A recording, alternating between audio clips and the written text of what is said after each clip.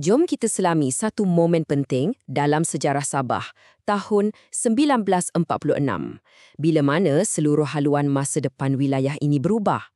Inilah kisah di sebalik penyerahan Sabah kepada Kerajaan British. Persoalan utamanya, kenapa? Kenapa syarikat Borneo Utara British atau SBUB, sebuah syarikat yang unik sebab dia mentadbir sebuah negeri, tiba-tiba serahkan Sabah kepada British lepas Perang Dunia Kedua?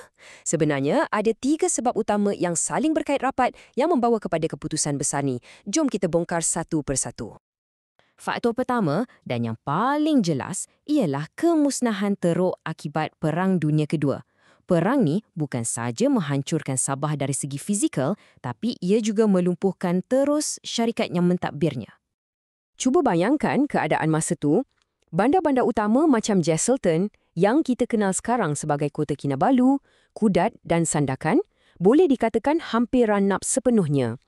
Ini bukan cuma soal bangunan yang runtuh ya, kita cakap pasal keseluruhan infrastruktur, jalan raya, pelabuhan, sistem ekonomi, semuanya lumpuh total.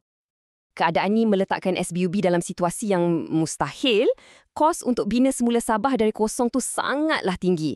Dan sebagai sebuah syarikat, SBUB memang tak ada dana sebanyak tu. Pilihan mereka sangat-sangat terhad. Jadi, menyerahkan Sabah kepada kerajaan British yang sumber keuangannya jauh lebih besar nampak macam satu-satunya jalan keluar yang logik. Okey, selain masalah keuangan SBUB tu, ada faktor kedua yang sama pentingnya, iaitu kepentingan British sendiri. Lepas perang, Empire British ni sedang berubah. Dan dalam percacuran baru mereka, Sabah tiba-tiba dilihat sebagai satu aset yang, sangat strategik. Nak faham kenapa, kita kena tengok gambaran besar. Masa ni, British tengah kehilangan beberapa permata empire mereka. Negara-negara macam Sri Lanka, India dan Burma semuanya sedang bergerak ke arah kemerdekaan. Ini bukan sekadar hilang tanah tau, tapi hilang sumber bahan mentah dan juga pasaran. Jadi, mereka perlukan pengganti dan Sabah nampak macam calon yang paling sesuai.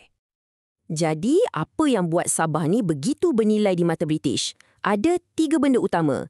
Pertama, sumber aslinya yang kaya, macam kayu balak dan getah, boleh ganti apa yang hilang dari tanah jajahan lain.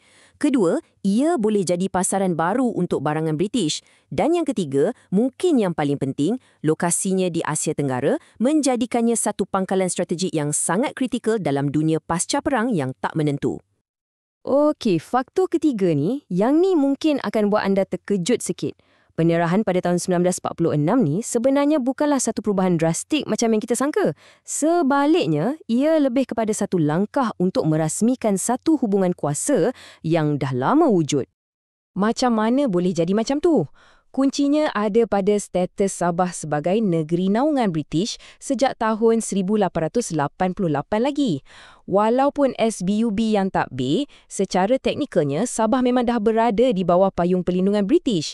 Dan ini bagi London kawalan ke atas 2 perkara paling penting dalam urusan sebuah negara. 2 perkara tu ialah pertahanan dan hubungan luar negeri. British dah lama pun kawal 2 benda ni. Jadi penyerahan pada tahun 1946 tu cuma macam langkah terakhir yang logik. Ia cuma menukar status Sabah dari negeri naungan yang diuruskan syarikat kepada tanah jajahan mahkota yang ditadbir terus oleh kerajaan British. Boleh kata ia cuma merasmikan apa yang dah sedia ada. Jadi, bila kita satukan ketiga-tiga faktor ni, barulah kita nampak gambaran penuh kenapa penyerahan Sabah ni berlaku. Ia bukanlah satu keputusan yang dibuat secara tiba-tiba. Ia macam satu ribut yang sempurna. Di satu pihak, kita ada SBUB yang dah muflis, yang terdesak nak lepaskan satu tanggungjawab yang mereka dah tak mampu nak pikul. Di pihak lain pula, British nampak satu peluang keemasan untuk kukuhkan semula empire mereka yang semakin goyah. Dan semua ni berlaku di atas landasan di mana British memang dah ada kuasa pun di Sabah. Gabungan ketiga-tiga ni menjadikan penyerahan pada tahun 1946 tu sesuatu yang hampir tak dapat dielakkan. Ini membawa kita kepada persoalan terakhir. Peristiwa ni bukan sekadar cerita lama dalam buku sejarah. Ia adalah titik perubahan yang membentuk Sabah yang kita kenal sekarang. Jadi persoalannya, bagaimanakah keputusan yang dibuat pada tahun 1946 tu masih lagi dirasai dan memberi kesan kepada politik, ekonomi dan identiti Sabah hari ini? Satu soalan yang menarik untuk kita sama-sama fikirkan.